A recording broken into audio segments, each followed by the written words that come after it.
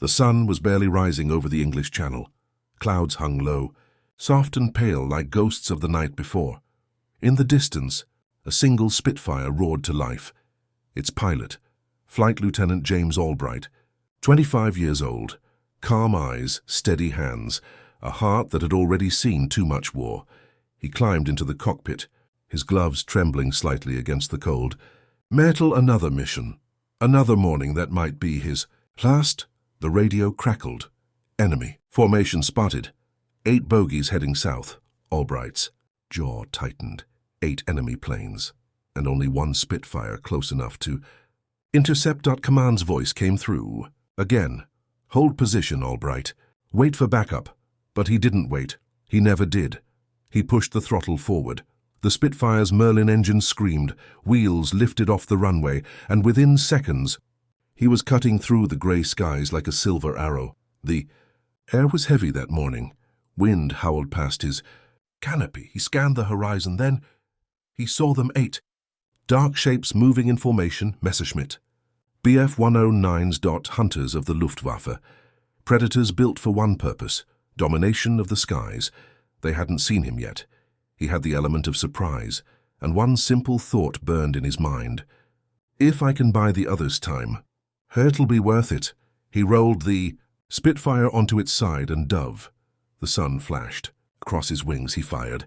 Tracer rounds tore through the morning air. 1. Messerschmitt broke formation. Smoke billowed from its wing direct. Hit, but the others scattered, and now they saw him. Bloody hell! Albright muttered. 8 against 1. The radio hissed with static. No help, no backup. He was a lone machine. Guns opened up from below. Bullets sliced past his canopy. He could hear them pinging off the fuselage like hail against glass. He rolled sharply left. Dove, then climbed. The Spitfire groaned under the stress they were. G-force pressed him into his seat. Every breath felt heavier. 1. German came in behind him, firing bursts that ripped through the tail. He felt the jolt.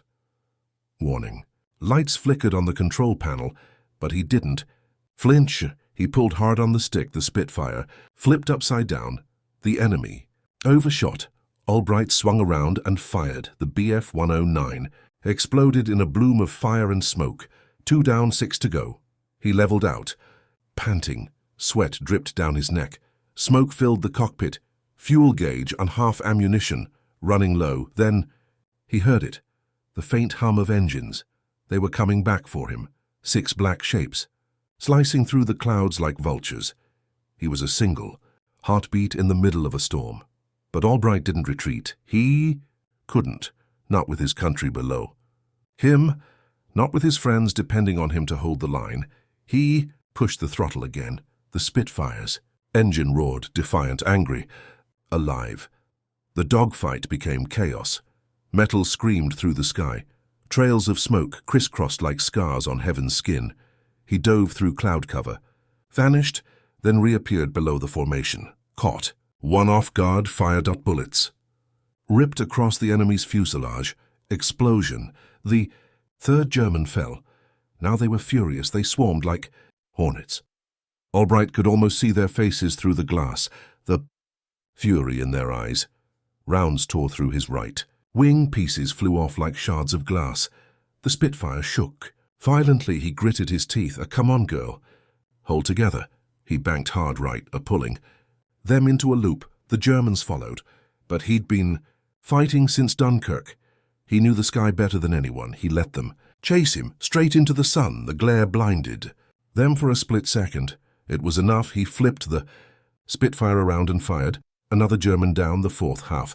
The squadron gone. But his bullets were nearly finished. Smoke now poured from both wings. He was bleeding altitude. Bleeding. Speed, bleeding hope. He tried the radio again. Base. This is Albright. Need assistance. Repeat, I'm engaged with multiple hostiles. Static, only static. He laughed, not in fear, but in disbelief. Guess it's just you and me then, he whispered to his plane. He rolled again, dodging tracer fire that cut across the clouds like lightning. Another burst grazed his left wing. Flames. He hit the extinguisher, didn't work. The cockpit filled with smoke. His vision blurred. He gasped for air, but still he kept flying. Then he saw it.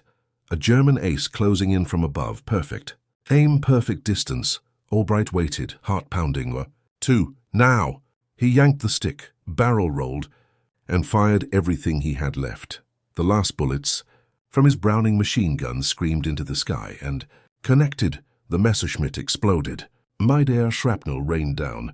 The blast rocked his Spitfire sideways, almost flipping it over. 5 down, 3 to go, but his guns clicked empty, out of ammunition, and they were still coming. He turned sharply toward the clouds. Maybe he could lose them. There may be, but his right aileron was jammed. The plane groaned and barely holding. Together he thought of home, of his mother's last letter, of the words written in shaky pen. "Promise me you'll come back." He closed his eyes for a moment, then opened them again, clear. "Steady, alive, if this is it," he whispered. "Then let's make it count." He angled the Spitfire back toward the enemy, straight, into the storm. The world blurred around him. Clouds ripped past the cockpit like torn fabric, and the sky burned orange with fire and gunpowder. James. Albright's plane trembled, its engine coughing, bleeding smoke. The altimeter spun down. He had minutes, maybe less. He could hear the whine of the German engines behind him. 3 Messerschmitts, relentless, precise hunters, closing in on their prey. He leveled his wings and looked ahead. Nothing but endless gray skies and death waiting, somewhere beyond them. But he didn't run. He turned straight toward them. The move was madness, but so was war. The first German opened fire. Tracer rounds streaked toward him, tearing through the air like comets. He banked left, then right, dodging by inches. His right wing screamed. The Spitfire shuddered violently. Metal peeled away. Still, he held control. He dived under one plane, almost grazing its belly. The other 2 followed, pulled back on the stick and climbed a vertical, straight up into the blinding sun. The G-force crushed him into his seat. His vision narrowed to a tunnel. Black dots danced before his eyes, but he kept climbing. The Germans followed, and that's what he wanted. At the top of the climb, the Spitfire stalled. It hung weightless for half a heartbeat, then dropped like a stone. The Messerschmitts overshot. Unable to match the sudden fall, Albright rolled upside down, dove through the middle of their formation, and aimed his empty guns straight at them. Click empty, but the Germans didn't know that. They panicked, broke formation, scattering in opposite directions. That split second gave him a chance. He dived into the clouds. Smoke trailed behind him. The world turned gray and silent. Inside that silence, his heartbeat thundered. In his ears he could smell oil-fuel blood, a cut on his forehead dripping into his eyes. He wiped it away and kept flying. Then, a sudden flash behind him, machine guns. One of the Germans had found him. Again, he jerked the stick left. The Spitfire rolled, barely avoiding the burst. More bullets tore through the fuselage. Sparks filled the cockpit. He screamed through clenched teeth. The stick was heavy now, almost locked. He slammed his fist against the dashboard. "Come on! Come on, girl!" The plane responded weakly, but it responded.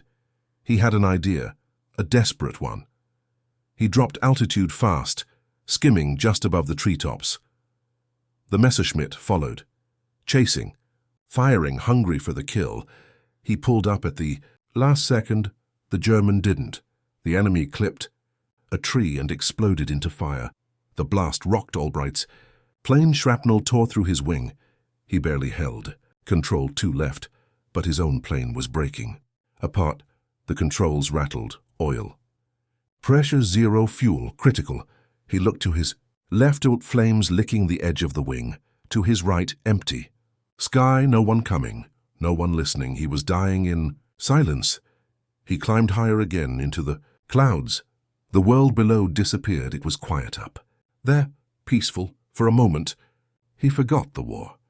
He thought of home, the small house by the coast, the smell of salt in the morning, the laughter of his younger sister chasing gulls on the beach. He smiled. Then the engines roared again behind him, the last 2 Germans coming fast. He turned, pushing his dying engine to the limit. The Spitfire screamed. The sound of metal agony. They fired bullets, shattered his canopy. Glass flew into his face. Ducked, One round grazed his arm, but blood soaking his sleeve. He didn't flinch. Then something clicked inside him, a last spark. If he couldn't shoot them down, he'd find another way. He climbed again and again until the Spitfire could barely breathe. The Germans followed, closing in for the kill. At the top, he rolled over and dived straight at them. Head on. It was suicide, but so was surrender. The Germans fired first. He weaved through the gunfire, his wings shredded, his engine coughing flame. One German veered off too late, collided with his partner. A flash of light. Two planes became one ball of fire. Tumbling into the sea below, the sky went quiet. Only one plane remained, his barely. He was alone again. The radio hissed. Then, a voice. Albright. "Is that you? You're still up there?" He laughed weakly. "Still here. Good God, we thought you were gone. Hold on, we're sending help." He looked around. I'm smoke, sky, wreckage. He was running on fumes. "I don't think I'll be home for tea, boys," he said, smiling. "Negative, Albright. Stay with us. You've done enough." But he didn't answer. He turned the plane toward home, or what was left of it. The controls barely moved. Every part of the Spitfire rattled like bones. Oil covered the windshield. The engines sputtered. Coughed, then caught again. Below him, the coastline of England. Green fields. Freedom. He made it. Almost. The radio crackled again. "Albright, you're clear to land." "Repeat, clear to land." He lined up the runway. The plane groaned. Landing gear half broken. Smoke everywhere. He touched down, hard. Metal screeched. The Spitfire slid across the field, tearing through dirt and grass before finally stopping near the edge of the runway. Silence. Crewmen rushed toward the wreck. They ripped open the canopy. Smoke billowed out. Inside, Albright sat still, his hand gripping the control stick. A faint smile on his face. He was alive. Barely conscious. He whispered something. One of the men leaned closer. "What did you say?" Albright's voice was faint. "Tell them." "I got them all." Then he passed out. He woke up 2 days later in a hospital bed, bandaged, weak, alive. His commander stood beside him. "You mad bastard," he said, smiling through tears. "You actually did it." 8 enemy planes, Albright tried to laugh. "Next time, maybe just send 2, he whispered. They both laughed quietly, the kind of laughter men use to hide the pain of war. Weeks later, the report spread across the squadron. A lone pilot, outnumbered 8 to 1, had taken down every last enemy, or driven for them into the sea. His Spitfire was reduced to scrap, but his courage became legend. No medals could explain what he did that day. No headline could capture it. He wasn't fighting for glory. He was fighting because someone had to. Because sometimes the sky needs one man who refuses to fall. The radio was dead. The engine screamed, and the sky was full of smoke. The Spitfire trembled under him as another burst of tracer fire sliced past the cockpit. 8 Messerschmitts circled like vultures, their black crosses flashing against the burning clouds. He could feel the sweat freezing on his neck, fuel gauge dropping, ammunition almost gone, but giving up. Never. He rolled the plane hard to the left, forcing the 2 nearest fighters to overshoot. A quick pull on the trigger. Rat-a-tat-tat-tat. One of them burst into flames, spinning helplessly toward the sea. 7 left. "Come on, then," he muttered through clenched teeth, voice shaking. "Let's dance." He pushed the throttle forward. The Spitfire surged ahead, slicing through the morning sky. Below him, the coast of France stretched like a dying flame. Smoke. Fields, ruins. Another fighter dove from above. He yanked the stick. The world turned upside down. The plane groaned in protest. Bullets ripped through his wing. A small fire started, orange, tongues licking the metal. He slammed the extinguisher valve. Coughing as smoke filled the cockpit, still flying, still alive. He dropped low, dangerously low, almost scraping the waves. The Germans followed, but they were too fast, too eager. He used it, turned sharply into the sun. For a moment, blindness, they lost him. That was his chance. He rose suddenly through the clouds, looping behind the last 2 in the rear. They didn't even see him coming. 2 short bursts. One engine exploded mid-air. The other spun. Pilot ejecting too late, 5 left. He exhaled, breath trembling. Every second now was a gift. He thought of home, of the hangar back in England, of the smell of oil and tea and laughter before missions. He thought of the faces that never came back. The sky thundered again. 2 more German fighters closing fast, one above, one below. He climbed, then cut the throttle. A deadly trick. The first German overshot him. Unable to adjust, the Spitfire lurched forward. He fired. Rat-tat-tat-tat! The enemy's tail burst apart, wings folding like paper. 4 left, then a metallic ping. A bullet tore through his canopy, grazing his arm. Blood, pain, but his hands didn't stop moving. The radio crackled suddenly, static. Then a faint voice. Eagle 3, do you copy? Repeat, do you copy? It was command he could barely hear through the static. He pressed the mic, half laughing through exhaustion. Copy. I'm still here, hold on. Reinforcements are inbound. He looked around, 4 against 1. Could he hold on that long? A shadow passed over him. He didn't have time to look. Machine gun fire screamed past his wings. He dove again, twisting, rolling, using every ounce of training. Every instinct he had. The Spitfire felt like part of him now, bleeding, burning. Alive then, another explosion. He hit one. The German pilot bailed out. Parachute opening like a ghost above the clouds, 3 left. He was running on fumes. The engine coughed, stuttered, threatened to die. But so did he. If he stopped moving, he glanced at his mirror. 3 dots. Closing in, he smiled a tired, defiant smile. Not yet, he whispered. Not yet. He pulled into a climb so steep it felt like the sky itself. Would tear apart.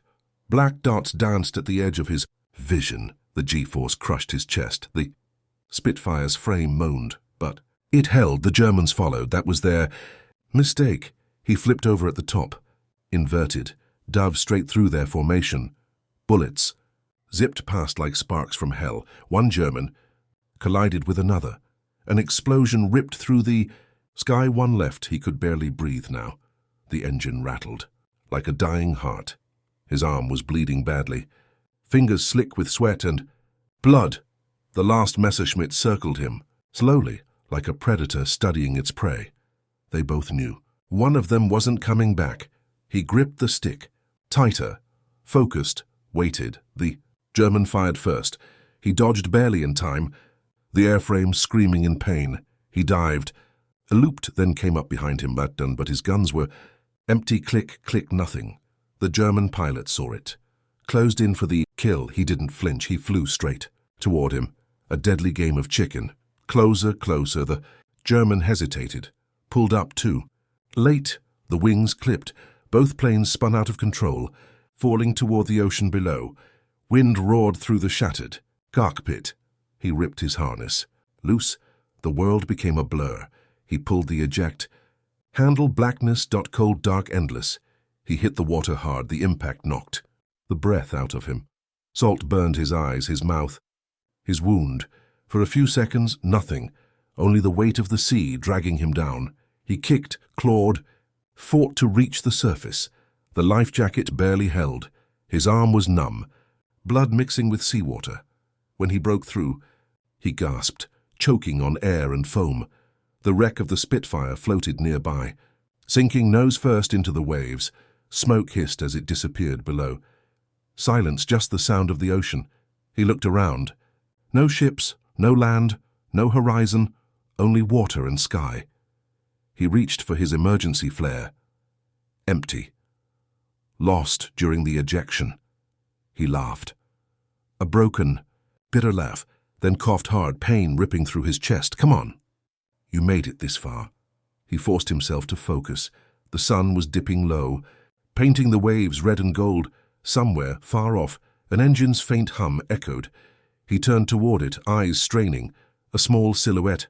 Maybe a plane. Maybe a bird. He waved, shouted, but his voice was lost in the wind. The noise faded, gone again. He floated for hours. His body was giving up, muscles locking from the cold. He thought of home again, his sister's laughter, the old radio crackling in the living room. Hold on, he told himself, hold on, then lights, faint. Blinking lights on the horizon, a ship. He tried to wave, but his arm wouldn't move. The world dimmed. Then, a voice. Distant. Faint. Shouting. Man in the water. Over there! He saw shadows leaning over a rail, a rope, a hand reaching, everything blurred. Strong arms pulled him up. Voices surrounded him. British accents. He was safe.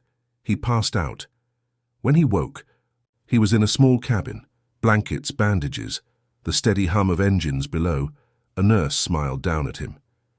"You're one lucky bastard," she said softly. He blinked, still disoriented.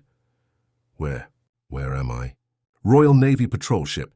We found you just before nightfall." He nodded weakly. "Enemy planes?" "Gone," she said. "Sea took them." He closed his eyes. Images flashed, the smoke, the fire, the sky full of death. "How long was I out?" "Almost 12 hours, she replied. "You've lost a lot of blood. But you're alive." He smiled faintly. "Alive." The door opened. A tall officer stepped in, cap under his arm. "Squadron Leader Mitchell, isn't it?" He nodded. The officer smiled. "Quite the show you put on out there." "8 of them?" "Maybe 9, Mitchell said hoarsely. "Lost count." The officer laughed. "Well, whatever it was, the brass will want to hear about it." Mitchell turned his head toward the porthole. Outside, dawn was breaking again. "Calm sea, pale light, peace. War's not done," he murmured. "Not yet." The officer nodded slowly. "No, but men like you remind us we can still win." 2 days later, he was back in England. The airbase looked smaller than he remembered. Flags half raised, men in worn uniforms watching as he limped across the tarmac. They cheered softly. Not loud, not wild, just a quiet, respectful sound. Someone handed him his wings back, and bent, scorched, but still shining. He stared at them for a long moment, then tucked them into his jacket. That night, he sat alone in the hangar. The mechanics worked in silence, fixing another Spitfire, same shape, same smell. He looked up at the sky through the open doors. Clouds, drifting stars faintly glowing, and he thought of the men he shot down, of their faces, of the German pilot who hesitated at the end, who almost made it out alive. He felt no hatred, only exhaustion. He whispered to himself, "We're all just trying to go home." The words hung in the empty air. Outside, thunder rolled. Tomorrow, another mission would come, but for now, he was alive. Weeks passed. The wounds healed, but the dreams didn't. Every night he saw the same sky, the same fire, the same noise. He'd wake up sweating, gasping, hearing the rattle of gunfire that wasn't there. Doctors called it combat. Fatigue, he called it memory. Command wanted him to rest, he wanted to fly. "You've done enough," his superior said. "You've earned a desk," he smiled faintly. "I didn't. Survived to push papers." So after a few quiet weeks, he was back in the cockpit. Different Spitfire, same sky. The new recruits watched him with awe. The man who took down 8 planes, the man who came back from the sea. But he didn't act like a hero. He didn't speak much at all. When he did, it was simple advice. Don't chase glory, he'd tell them. Chase survival. One morning, the commander gathered everyone on the airfield. A small ceremony. The air was cold. Misty engines rumbled in the distance. He stood at attention, uniform crisp, arms still wrapped. The officer read from a paper, "For extraordinary courage and skill under overwhelming odds." A medal was pinned to his chest. The Distinguished Flying Cross applause followed. Short, respectful. He saluted, but his eyes stayed fixed on the horizon. He didn't need medals. He just wanted the war to end. That night, he sat alone again, in the hangar like before. The medal hung from a nail beside him. He barely looked at it. He ran his hand along the Spitfire's wing. Smooth, cold, perfect. The mechanics had finished. "Work fresh paint, new guns," he smiled softly. "Looks like you're ready," he whispered to the plane. Gust of wind rustled through the hangar. The sound reminded him of the ocean, the night he almost didn't come back. He remembered the faces of those 8 enemy pilots, and how in that moment, none of them were enemies, just men trapped in the same madness. The next day, the squadron was ordered out again, a raid near Calais routine. They said. Nothing he hadn't done 100 times before. He strapped in, checked the gauges, The sun was just rising, orange light spilling over the airfield. As the engine roared to life, he felt that old familiar calm, no fear, no nerves, just focus. Eagle 3, cleared for takeoff. He smiled. Roger that. The wheels lifted from the ground. England fell away beneath him. The clouds opened like gates. He was home again, in the sky. Hours later, the formation reached the target zone. Flak erupted around them, black clouds tearing the air. Radio chatter filled his headset. Enemy fighters incoming. 12 o'clock high. He tightened his grip on the stick. Here we go again. 3 Messerschmitts dove from above. He broke formation, climbing fast. Tracers zipped past his canopy. Eagle 3, where are you? I've got them, he said calmly. He looped behind one, fired a quick burst. Hit! The German spiraled down, but then at another one on his tail. He twisted hard. Feeling the G-force crush him, the enemy stayed close. The radio crackled again. Eagle 3, break right. Too late. A burst of fire slammed into his fuselage. Smoke filled the cockpit. Alarms screamed he was hit. Badly. He tried to steady the plane, but it was spinning downward faster and faster. He pulled the lever, no response, hydraulics gone, everything failing. He looked out at the burning sky. For a moment, everything was quiet. He thought of home again, the hangar, the nurse's smile, his squadron laughing before takeoff, and he smiled, peaceful, calm. He whispered, "Not a bad way to go." The plane disappeared into the clouds below. Days later, his squadron searched the coast. Wreckage was found, but not him, just a few fragments of metal. Scattered across the sea, command declared him missing in action. His medal was returned to his family, along with a folded flag and a note that said, "He fought till his last bullet." Years later, historians would write about that day. Some would call it madness, others courage. But for the men who served with him, he was simply the pilot who never quit. Today, deep beneath the English Channel, the wreck of a Spitfire still rests, rusted, silent, forgotten. But every time a plane flies overhead, its shadow glides across that same water, and maybe, somewhere in the clouds, he's still flying, still fighting, still free,